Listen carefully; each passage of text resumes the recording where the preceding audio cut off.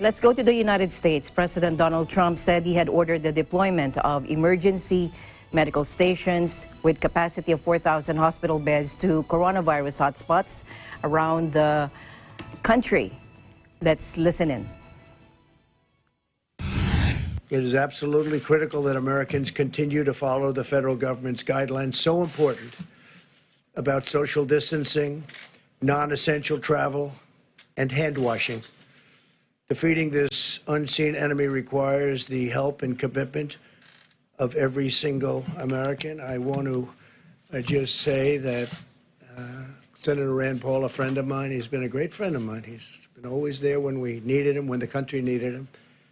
And as you know, he just tested positive.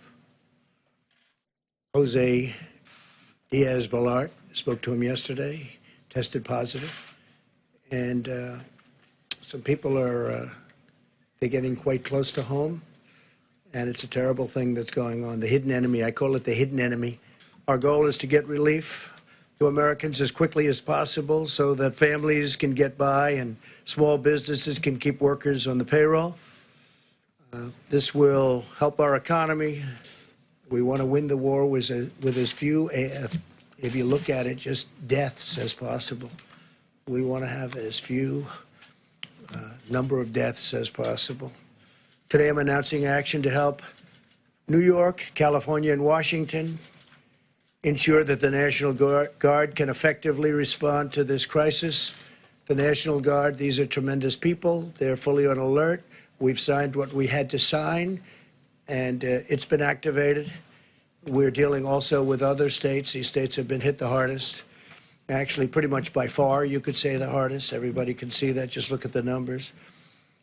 And through FEMA, the federal government will be funding 100% of the cost of deploying National Guard units to carry out approved missions to stop the virus while those governors remain in command. So the governors locally are going to be in command, and we'll be following them, and we hope they can do the job, and I think they will. I spoke with all three of the governors today and just a little while ago, and they're very happy with what we're going to be doing because we'll be announcing some other things for those three states and some other states where it's hit the hardest. This action will give them maximum flexibility to use the Guard against the virus without having to worry about costs or liability, and freeing up state resources to protect the health and safety of the people in their state.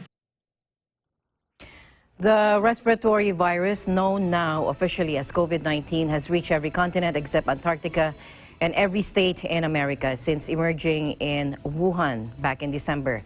The U.S. has almost 33,000 confirmed cases of COVID-19, 409 deaths. That is according to a tally by the Johns Hopkins University. President Trump also said he had approved a request to issue a major disaster declaration for the state of New York, California, which has seen the vast majority of America's coronavirus cases.